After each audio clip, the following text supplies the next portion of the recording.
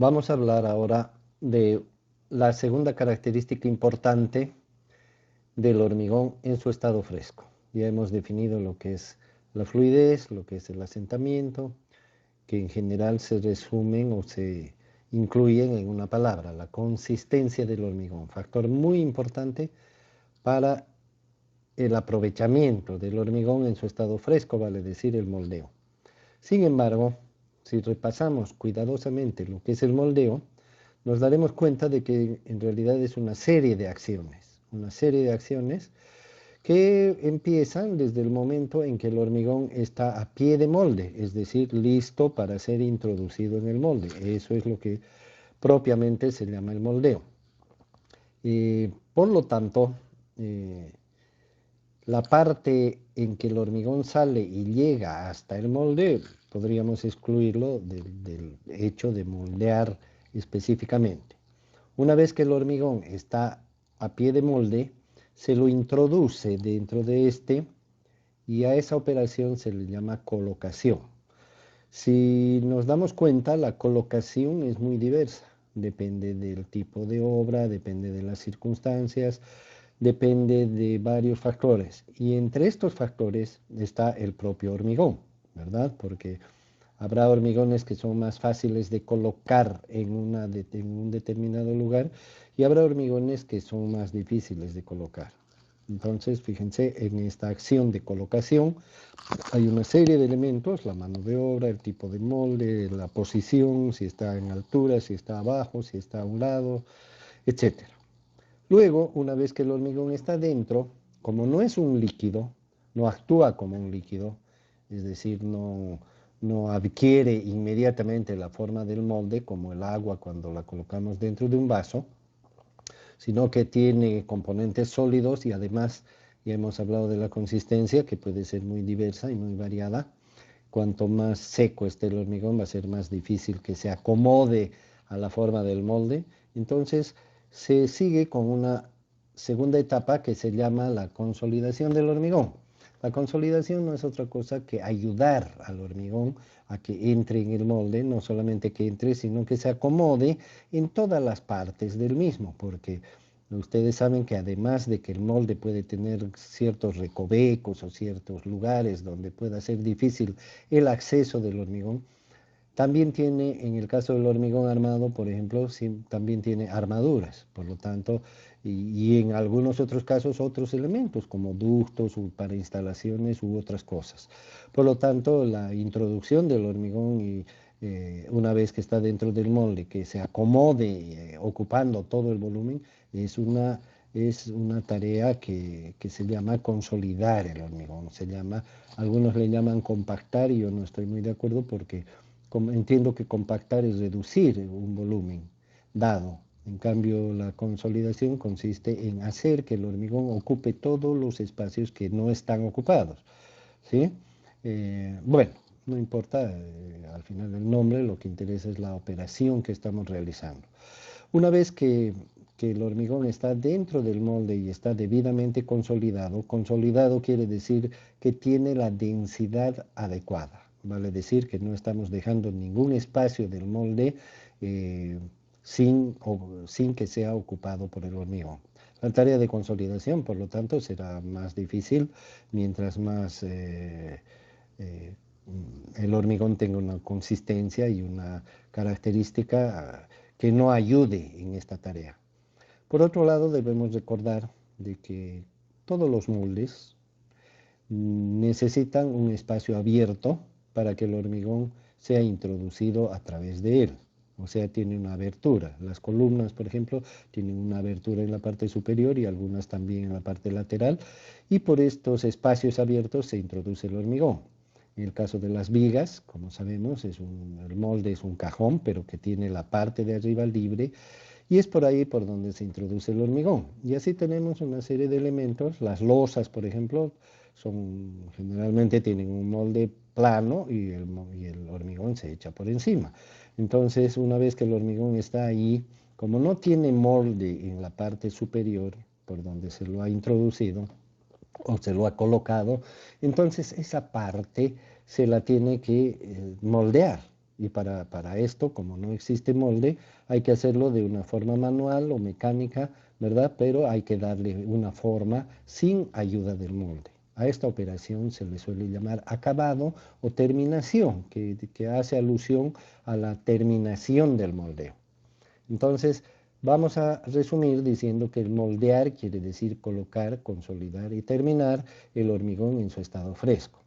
Esta suma de acciones toma un cierto esfuerzo, un cierto trabajo y un cierto tiempo, ¿verdad? Ya sabemos que el hormigón va perdiendo sus características en el estado fresco a medida que pasa el tiempo.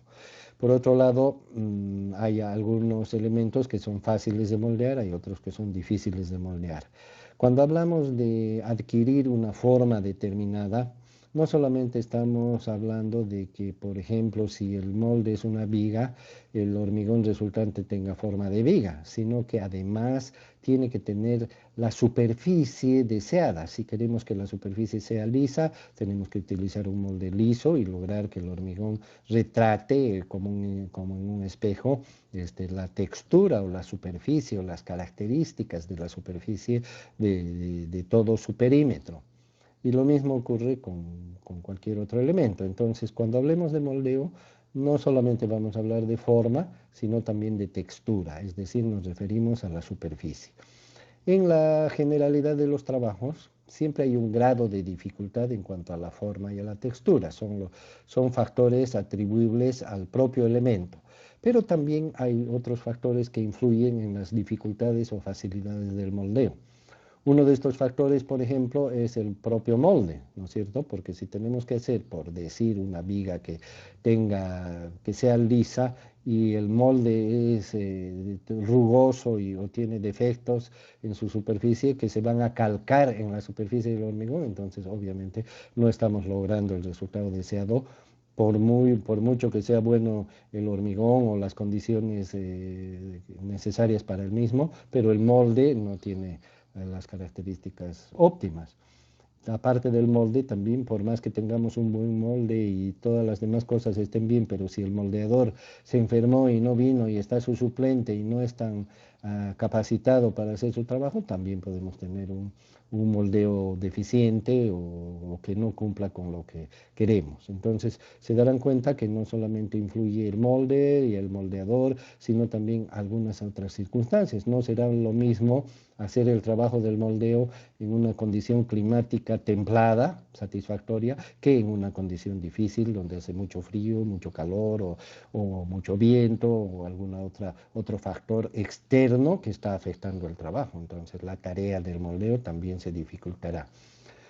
Y pueden haber otros factores, la incomodidad, por ejemplo, ¿verdad? No será lo mismo hacer un moldeo estando cómodamente parado y cómodamente ubicado respecto a la abertura del molde y a la forma del molde para tener alcance a todas sus partes, que estar equilibrando en una escalera con un pie en la escalera y el otro en el aire, ¿verdad? No será lo mismo. Entonces, las condiciones de trabajo, los riesgos, los medios disponibles, ¿qué tal si en vez de una plancha o en vez de una pala estamos usando una tabla? Entonces, obviamente los resultados no serán los mismos. Como podemos advertir, las dificultades o facilidades del moldeo se deben a una serie de factores. Pero entre estos factores no debemos olvidar al propio material, porque el propio material también tendrá casos en que facilita el moldeo y habrá casos en los que dificulta el moldeo. Si las condiciones en general son adversas, el clima, el molde, el moldeador y el equilibrio del moldeador y los riesgos, etcétera, son adversos, con mayor razón necesitamos un hormigón que nos ayude a hacer el trabajo, porque si a eso le sumamos un hormigón malo o difícil de moldear, bueno, todo está en contra, ¿verdad? Entonces la tarea del ingeniero es obviamente resolver estos problemas cuando tiene que encarar el moldeo, tiene que lograr, si, mientras más complejo sea el trabajo, mientras más dificultoso sea el molde, mientras mayores sean las exigencias del moldeo, que su textura tiene que ser especial, que la forma del molde es estrecha, que está llena de ductos y de fierros, que es difícil llegar a los recovecos, que el clima es adverso y que las condiciones son difíciles porque es un moldeo en el piso número 25, etcétera, tendrá el ingeniero que resolver esos problemas o atenuar las dificultades. En medio de esas tareas, entre ellas, una tarea importante es lograr que el hormigón ayude lo más posible en el moldeo, que no sea un enemigo, sino que sea un aliado. Entonces, a todas estas características que me he estado refiriendo desde que hemos empezado esta descripción hasta este momento, se le llama plasticidad del hormigón. O sea, la plasticidad del hormigón, en pocas palabras, es la facilidad o dificultad que presenta el material para ser moldeado. O sea que un hormigón puede ayudar siendo muy plástico o puede dificultar siendo poco plástico. ¿Sí? A esta cualidad se le llama entonces plasticidad. Acá tenemos algunas imágenes en las que podemos apreciar, por ejemplo, un concreto mal moldeado, ¿verdad? Puede ser por diversas razones, no necesariamente solo por la plasticidad, pero ahí tenemos un ejemplo de que moldear no es una palabra sencilla en términos de ejecutarla, que el colocar el hormigón en su molde y lograr que adquiera la forma y textura deseadas no es una tarea que siempre ocurre y que de por sí ocurre o que es muy fácil de lograr, sino que es una tarea como cualquier otra que necesita atención, necesita esfuerzo y necesita tomar todas las medidas adecuadas para que sea una realidad. Fíjense, es un trabajo totalmente deficiente, no solamente que no tiene la forma de vida ni la textura tampoco, sino que está lleno de huecos y vaya a saber cómo estará más adentro, porque eso es lo que se puede ver externamente. Más acá abajo tenemos una imagen o un par de imágenes donde podemos apreciar que es un hormigonado común, ¿sí? No podríamos decir el de la izquierda, a pesar de que es una imagen pequeña, se nota ciertas deficiencias en la textura, y el de la derecha se lo ve un poco mejor, pero son trabajos comunes, ¿no? Digamos, término medio de trabajos que presentan una dificultad dentro de los parámetros normales. No son trabajos tan complicados ni tampoco son trabajos tan sencillos como hemos visto en las imágenes anteriores, ¿no es cierto? Seguramente las personas que hicieron esto lo tomaron a la ligera y las personas que hicieron esto lo tomaron más en serio. Como ya dijimos al iniciar el curso de tecnología del hormigón, aquí hay un responsable, ¿no? Aquí hay un responsable. Pueden ser muchos, pero la cabeza es la responsable de todo. Vamos a ver algunos casos, fíjense, por ejemplo, estas imágenes, ¿no? Que son espectaculares, ¿no? Es decir, eso no lo hormigona cualquiera, eso no es con cualquier molde, ni con cualquier equipo, ni con cualquier moldeador, ni con cualquier ingeniero, ni con cualquier hormigón, ¿no? Son trabajos con bastantes exigencias, no solamente por la forma, sino en la fotografía derecha, por ejemplo, se puede observar que son elementos muy angostos, muy delgados. Entonces introducir el hormigón, y seguramente tienen armadura interior, introducir el hormigón dentro de un molde estrecho, obviamente tiene su dificultad, y si el molde es grande, como este por ejemplo, mucho más difícil todavía, y encima darle una textura de un acabado prácticamente, se le llama hormigón visto. Quiere decir que el hormigón se lo ve directamente o va a quedar expuesto sin ningún revestimiento. En cambio, este de aquí arriba, que tiene algunas fallitas que se pueden ver superficiales, bueno, no están afectando a la armadura, no están siendo indicios de que pueda estar mal, aunque tampoco son indicios de que esté bien, pero estos hormigones van a ser revestidos. Fíjense acá. En esta imagen podemos notar unas manchas de otro color, que quiere decir que ya han venido los curanderos y han tapado los defectos, ¿no? Es una cosa bastante común, al menos en nuestro medio, que lo primero hace el ingeniero al día siguiente después de un hormigonado es preguntarle a su capataz o a su albañil de confianza, ya taparon todos los huecos, ¿no? Porque obviamente es un defecto y no quieren que se vean los defectos, pero los defectos no es porque se vean o no se vean, ¿no? Aunque estén cubiertos, siguen siendo defectos. Entonces aquí tenemos una muestra de un caso en que el hormigón es bastante difícil de moldear, ¿no es cierto? Debido a la forma del elemento. Acá tenemos otro caso, son unos pisos de hormigón, se le llama hormigón estampado, que necesitan un hormigón de alta plasticidad, ¿no es cierto? De modo que cuando se le pasa, es una especie de sello, cuando se le pasa un sello encima, fíjense, esta fotografía de la derecha es espectacular porque nos muestra toda la filigrana, todo el detalle que se deseaba seguramente en el molde, y el molde tiene todas las figuras del caso. Y la apariencia que se pretende dar es como si fuera de madera, ¿no? Y fíjense que no creo que sea muy fácil hacer esto en cuanto al hormigón se refiere. El resto de factores, bueno, no los estamos tratando hoy, ¿no? Se llama hormigón texturado y esto se refiere prácticamente a la piel, a la superficie del hormigón, que es lo que estamos apreciando en las imágenes. En cambio, en estas de aquí arriba, lo impresionante es la forma, ¿verdad? La forma. En cambio, aquí es la textura. Acá vemos otro ejemplo de una textura especial que se les da a hormigones en muros también, ¿no? No es solo en pisos, puede ser en muros, puede ser en otras partes de las estructuras. También hay estructuras en las que no se ve nada, ¿verdad? Por ejemplo, las zapatas, una vez que se vacían, se las entierran, ¿no? Entonces, bueno, seguramente ahí no habrá tanta exigencia en cuanto a la apariencia, pero igual el hormigón tiene que ser denso y tiene que tener la forma de la zapata y no otra, ¿verdad? Entonces, este factor de la plasticidad, como se pueden ver, es un aliado para el constructor cuando se ejecuta el moldeo. Es un aliado, por lo tanto habrá que aprovechar esta condición al máximo. Ahora tendríamos que preguntar, ¿y cómo se logra la plasticidad? Por supuesto, el primer factor para lograr una buena plasticidad es la proporción de agua, ¿no? Es muy improbable que un hormigón con poca agua, que por lo tanto tenga una fluidez baja, que sea un hormigón seco, es bastante improbable que sea plástico, ¿verdad? Que sea fácil de moldear. Por supuesto, el agua siempre nos va a ayudar a que sea más fácil el moldeo porque la hace la mezcla más blanda y al ser la mezcla más blanda se acomoda mejor a los detalles, tanto de forma como de textura del molde. Pero, sin embargo, debemos darnos cuenta que no por añadirle mucha agua al hormigón se va a convertir en plástico. Tiene un cierto límite porque lo que moldeamos no es el agua, lo que moldeamos es la mezcla del agua con las partículas finas de los sólidos. En realidad, el primer material moldeable con el que nos hemos encontrado en este curso es la pasta de cemento, que es la combinación de agua y cemento, pero es la combinación de agua y cemento lo que hace la pasta y es la pasta la que es moldeable, no es el agua sola ni las partículas sin agua.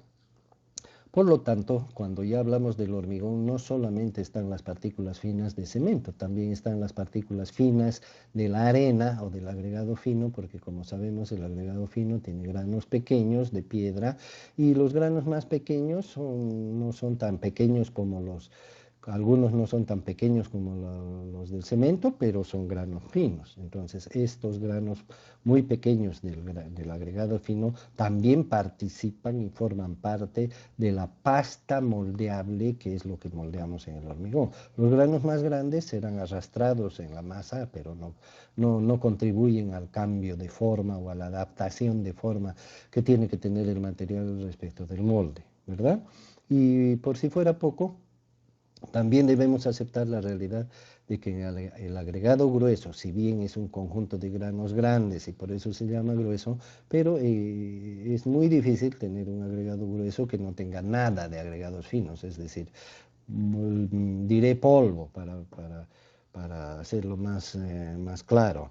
Es muy difícil que un agregado grueso no tenga granos pequeños, que no tenga partículas de tierra, de polvo, de lo que llamamos limo, arcilla, etcétera, que no solamente están sueltas junto con los granos grandes, por supuesto no en gran proporción, y al llegar el momento de que hablemos de eso, sino que están diseminadas o ¿no? mezcladas junto con los granos grandes y en algunos casos adheridas a los granos. Entonces, cuando ya hacemos la mezcla del hormigón y existe agua y existen granos finos y arena y cemento y todos los materiales están en una máquina que los bate y los mezcla, bueno, de alguna manera entonces todos los granos finos se asocian para formar la parte moldeable del hormigón y todos los granos gruesos, bueno, se asocian para acompañar el proceso porque no pueden ser moldeados ni cambiar de forma ni se mezclan con el agua, ¿verdad? Entonces, en resumen, los factores que hacen que un hormigón sea más plástico o menos plástico serán la proporción adecuada de agua y la proporción adecuada de finos.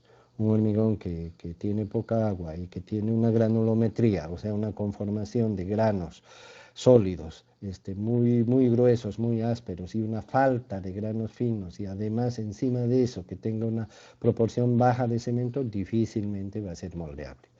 De hecho, yo quiero comentarles algunos detalles que con un poco de observación y atención nos van a corroborar todo lo que estoy diciendo.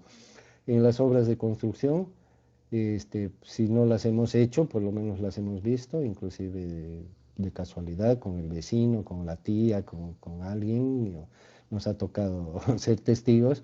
Existe el revoque grueso, el revoque fino y el enlucido, ¿no es cierto?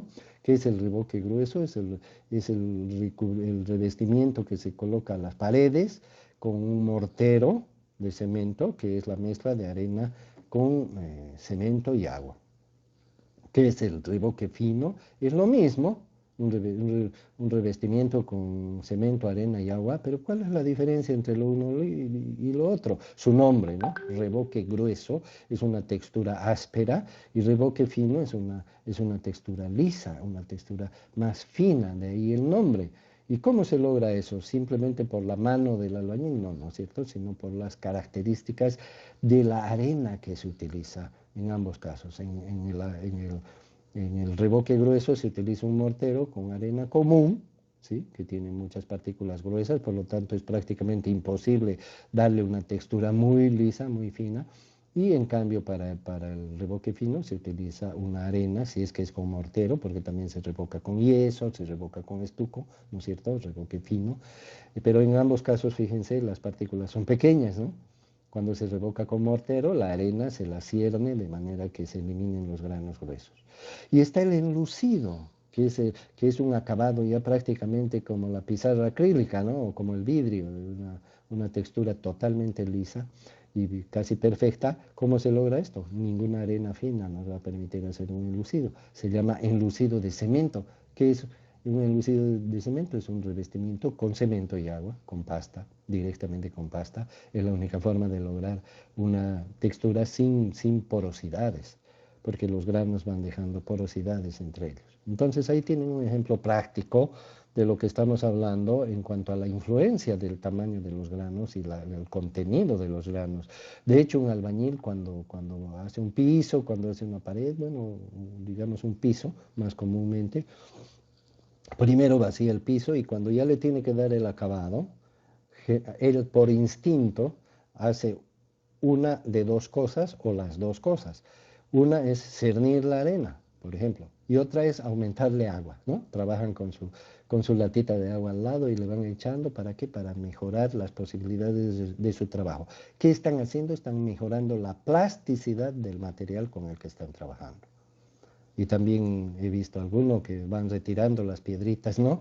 Van retirando con la mano las piedritas que les estorban para lograr su trabajo. ¿Qué factores afectan a la plasticidad? Ya hemos dicho, un hormigón que no tiene muchos finos no va a ser plástico, pero un hormigón que ya tiene una plasticidad deseada, ¿de qué manera puede ser perjudicado? Bueno, se puede perjudicar un hormigón, se puede afectar la plasticidad cuando va perdiendo agua. A medida que se va haciendo más seco, la plasticidad también se ve afectada. Por lo tanto, el ingeniero tendría que preocuparse por todos los factores que hacen que el agua se pierda más rápidamente. Por ejemplo, el calor del sol o de cualquier otra fuente hace que el agua se evapore más rápido. las temperaturas altas en las que ocurre lo mismo, la presencia de corrientes de aire, ya sean de un viento, ventilador o lo que sea, que también hacen que el agua se acelere en su pérdida. Y otro factor podría ser la falta de humedad. En un ambiente seco, el hormigón pierde más rápido agua que en un ambiente húmedo. Entonces, todos esos factores, si bien los climáticos no están bajo control del ingeniero, pero sí el ingeniero puede tomar previsiones, ¿no? Como hacemos las personas, cuando va a llover llevamos paraguas, cuando hace frío nos abrigamos, etcétera, ¿no? Entonces, tomar las mismas medidas, no las mismas, pero tienen su similitud en cuanto a la finalidad, que es la protección del hormigón, en este caso la protección de la plasticidad, preservar la plasticidad. ¿Para qué? Para obtener un buen resultado en cuanto al moldeo.